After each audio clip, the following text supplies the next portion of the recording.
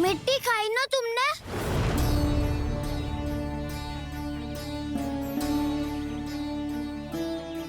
मिट्टी? तू तो मिट्टी को ही माखन से के खा ना। इतनी भूख लगी थी तो किसी के यहाँ जाके माखन खा लेता। बलराम, ध्यान रखियो कि जे फिर से मिट्टी ना खाए। यदि तूने फिर से मिट्टी खाई ना तो तेरे दाऊ मुझे सब बता देंगे। चल छोटी माँ के पास। दाऊ, हम तो एक दूसरे के साथी है ना? ना, इसमें मैं तुम्हारा साथ नहीं दूंगा। छोटी माँ को वचन दिया था ना मैंने कि यदि तूने फिर से मिट्टी खाई तो मैं अलग से बताऊंगा। बलराम, कान्हा की चुगली करेगा तू? हमारी अख्तियार टूट जाएगी। बस कोई बीच में नहीं बोलेगा आज।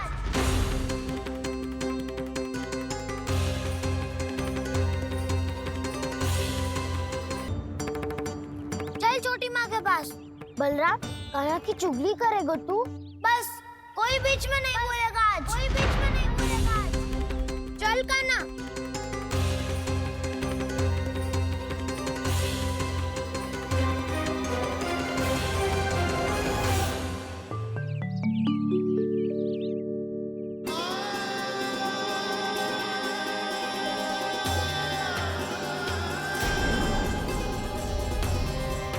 मैं श्री नारायण को साक्षी मानकर जब प्रण लेती हूँ कि आज से जितना भी दूध दही माखन मैं बनाऊंगी वो केवल आपको ही दूंगी।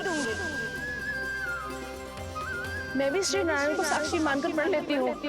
मैं भी प्रण लेती हूँ।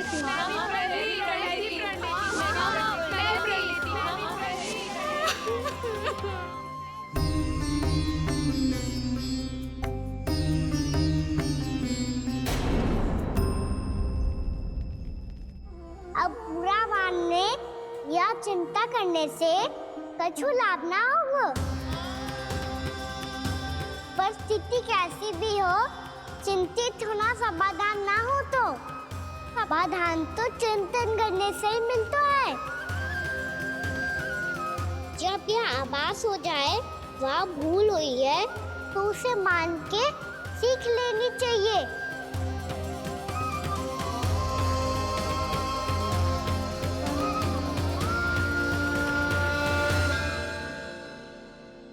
हमें नंद भवन जाके नंदराज और जशोदा से अपनी भूल की माफी मांगनी चाहिए।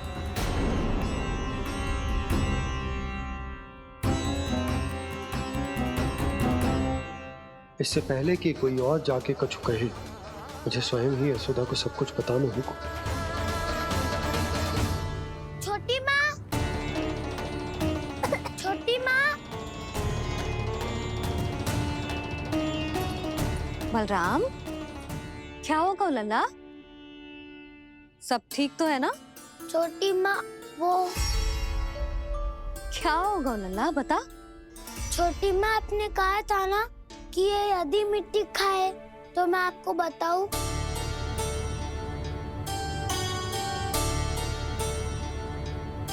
कान्हा, जे मैं क्या सुन रही हूँ?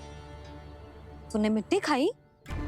मैया मिट्टी के बारे में पूछ रही है, पर मैंने तो भू देवी का शुद्ध प्रसाद खाया है। मैं कछु पूछ रही हूँ लल्ला, उत्तर दे। तूने मिट्टी खाई है कि ना? तो क्या मैं असत्य बोल रहा हूँ? मैंने स्वयं देखा है छोटी माँ कि अकेले बैठकर मिट्टी खा रहा था। आप सबसे पूछिए, इन्होंने भी देखा था।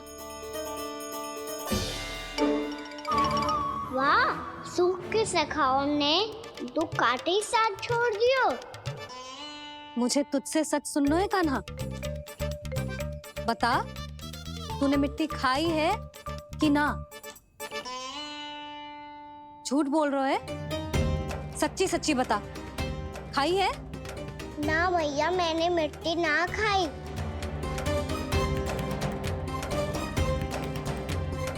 इधर आ। तो फिर मुंह खोल के दिखा दे अपनी मैया को। क्यों? अब क्या होगा? तूने मिट्टी तो ना खाई, तो दिखा दे कि जैसा बस सत्य बोल रहे हैं।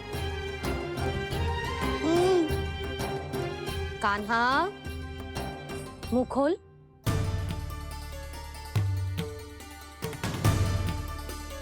मुंह खोल लल्ला, मुंह खोल के दिखा,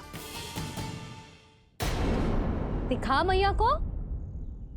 आ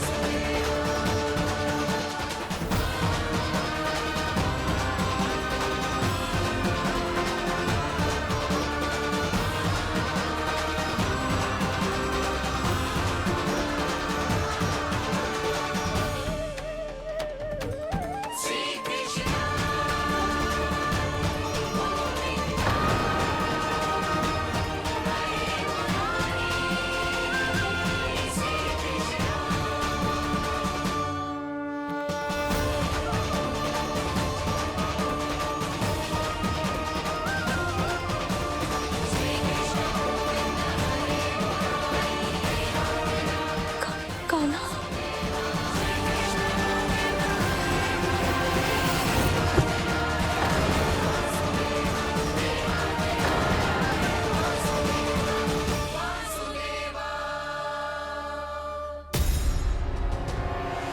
हे नारायण, ये कैसा अद्भुत दृश्य है।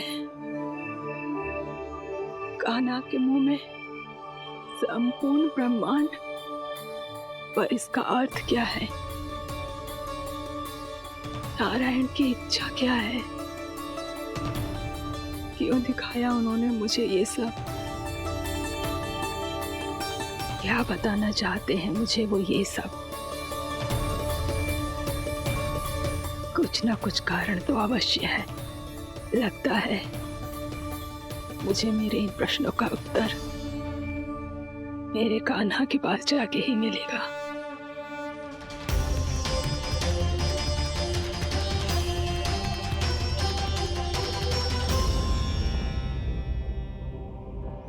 कितना भी सतर्क हो जाऊं, कोई ना कोई भूल हो ही जाती है। पिछली बार तो बाबा ने संभाल लिया था, अब मैया क्या करेगी? छोटी माँ, कान्हा क्या हो गया इधर?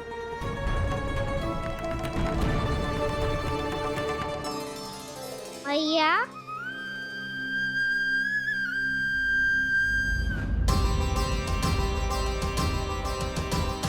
उठ जाओ ना मैया।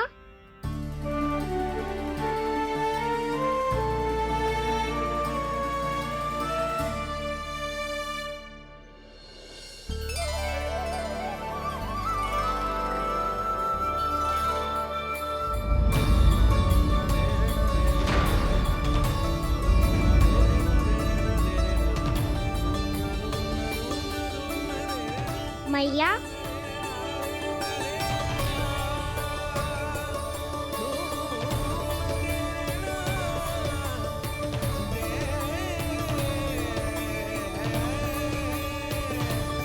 कान्हा, कान्हा, लल्ला, मैया क्या होगा आपको? आप ठीक तो हो? कान्हा मुंह खोल के दिखा, दिखा मैया को।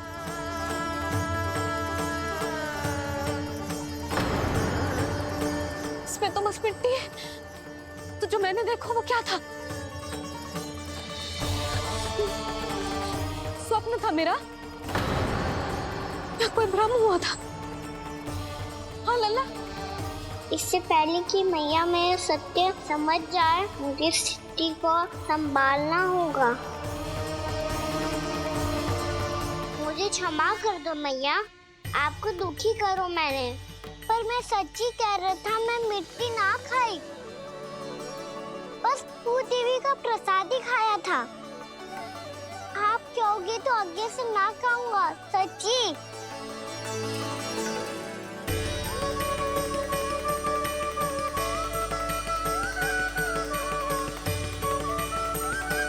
बस बस लल्ला बस, इसमें विशेष शक्ति ना हो सकती। ये तो इतना भोला है कि मिट्टी को भूदेवी का प्रसाद समझ के खा गो। मुझे क्षमा कर दो मैया। ये दूसरी बार हुआ है मेरे साथ। क्या मैं बावली हो गई हूँ? ना ना, मैं तो पूरी तरह ठीक हूँ। फिर क्या कारण हो सकता है इसका? अरे प्रसाद का समय हो गया है और मैंने अभी तक कछु बनाओ भी ना है। आज फिर से गुड़ ही चढ़ाना पड़ेगा। मैं आए दिन भोग में गुड़ चढ़ा रही हूँ, अवश्य इसीलिए मिट्टी को गुड़ का प्रसाद समझकर खा गो मेरा कान्हा।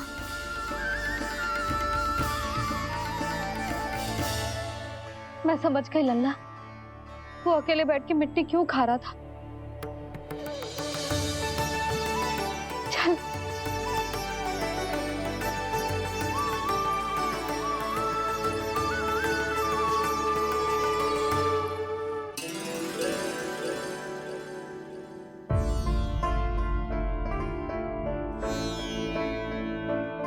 मुझे क्षमा कर दो प्रभु। अपनी ममता में लल्ला की आवश्यकता को सबसे अधिक महत्व दे रही थी मैं। इसी कारण से आपकी भक्ति में भूल चूक हो गई। पर आप तो साक्षी हो, मेरे मन के भीतर आपकी श्रद्धा और भक्ति में कछु कमी ना है। पर हाँ, कर्म कांड और विधि विधान में ऊंच नीच है तो अनुचित ही।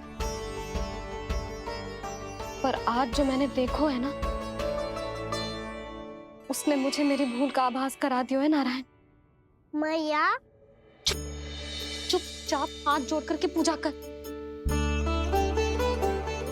सर क्या देख रहे हैं ना? ताकि नारायण तुझे सद्बुद्धि दे। इस सृष्टि में जो भी होता है ना लल्ला, सब इन्हीं की इच्छा से होता है। और हम बार बार अपनी अज्ञानता के कारण इनके विधान पर प्रश्न उठाने लगते हैं। हम ये भी ना सोचते कि प्रभु की लीला पर संदेह करने का अधिकार ना है हमें। समस्या चाहे कितनी भी बड़ी क्यों ना हो, सही समय पर नारायण सही मार्ग दिखा ही देते हैं, जैसे आज उन्होंने मुझे दिखाओ है। आज आपने मेरी आंखें खोल दी नारायण। पति, संतान, परिवार सब महत्वपूर्ण होते हैं, पर आपकी भक्ति भी उतनी महत्वपूर्ण होती है। अब से इस बात का पूरा ध्यान रखूंगी मैं। सच्ची निष्ठा और भक्ति से आपकी पूजा करूंगी, भोग, अनुष्ठान और सेवा करूंगी। वैसे नारायण, सच्ची बात तो ये है कि सब इसी के कारण हो रहा है। इसके कारण आजकल मुझे समय ना मिलता है। मैया, मेरी सेवा ही तो नारायण की सेवा है।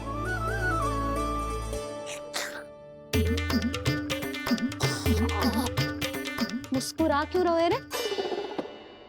हाथ जोड़ प्रार्थना कर कि नारायण तुझे भी सही समय पर सही मार्ग दिखाएं, ताकि तुझे मिट्टी वाली भूल दोबारा ना दोहराए। हाथ जोड़। आपको मुझे भी सही मार्ग दिखाना होगा प्रभु। एक और मेरी प्रजा है तो दूसरी ओर मेरा लल्ला। मैं किसका हित साधूं? किसी एक का त्याग कैसे कर दूं मैं?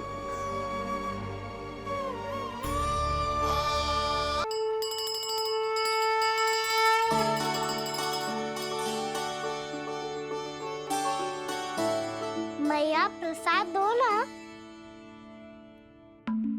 क्यों? मिट्टी ना खानी? नहीं।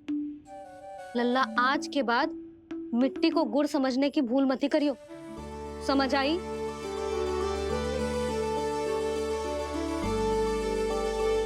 जा अब विश्राम कर।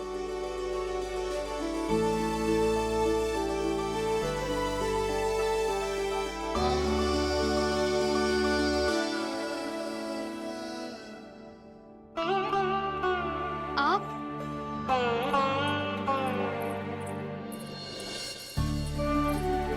लो जी, मुझे ना आपसे बहुत महत्वपूर्ण बात करनी है। मेरे साथ आओ, चलो। बहुत आवश्यक बात करनी है। बैठो, बैठो जी। सुनो जी, आप विश्वास ना करोगे आज मेरे साथ क्या हुआ है। पर पहले ये बताओ, आप मेरा उपहास ना उड़ाओगे ना पिछली बार के जैसे?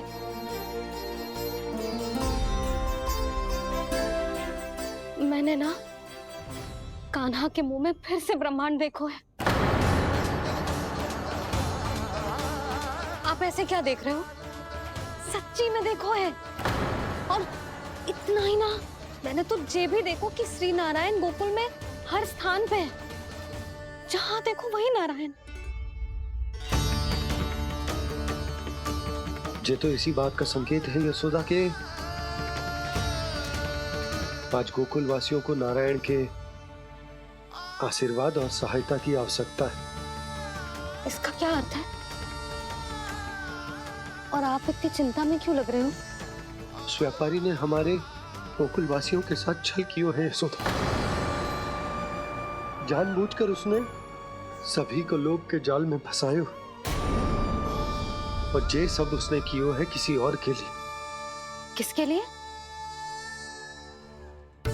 बताओ जी, किसके लिए? कंस के लिए। कंस के लिए।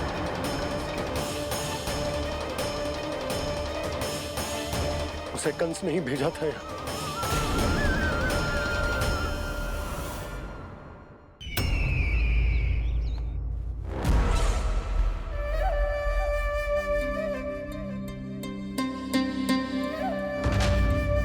क्या देख रहे हो? तुम इसके योग्य हो परमानंद। अपनी बुद्धिमत्ता, चतुराई और कुशलता से तुमने इसे अर्जित किया है। महाराज की जय हो। महारानी प्राप्ति महारानी अस्ति। हमें तो लगता है कि परमानंद को हमारे मंत्रिमंडल में होना चाहिए।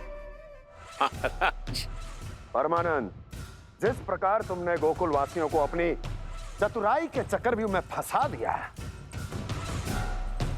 अद्भुत था वो, अद्भुत। आप बस आज्ञा दीजिए महाराज, ये सेवक पालन करेगा। आज गोकुल आपके चरणों के नीचे आ गया है।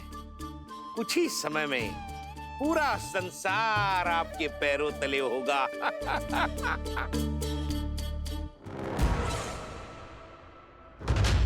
आपको सच में लगता है महाराज कि गोकुल वासी अपने वचन का पालन करेंगे और जीवन भर अपना दूध, दही, घी और माखन हमें निःशुल्क देते रहेंगे? भोले हैं वो, भक्त हैं, और यही उनकी सबसे बड़ी दुर्बलता है। और यही दुर्बलता उन्हें विवश कर देगी। और उससे भी आनंद की बात है ये कि उनका राजा नंद अपनी प्रजा को जीवन भर कष्ट सहते देख नहीं पाएगा और दौड़ता हुआ, भागता हुआ यहां आएगा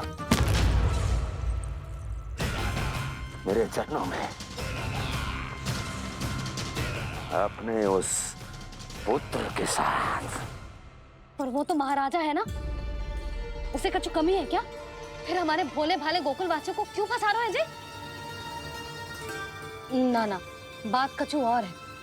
सच्ची सच्ची बताओ, क्या चाहता है वो? कहीं बाबा ये ना बता दे कि कंस मामा ने यह सारा छल मुझे मथुरा बुलाने के लिए रचा है। मैया की ममता भय में बदल जाएगी। ऊपर से देखो तो बस दूध, दही, माखन का छोटा सा छल है, पर इसके पीछे कोई बहुत बड़ा षड्यंत्र छुपा है इसका।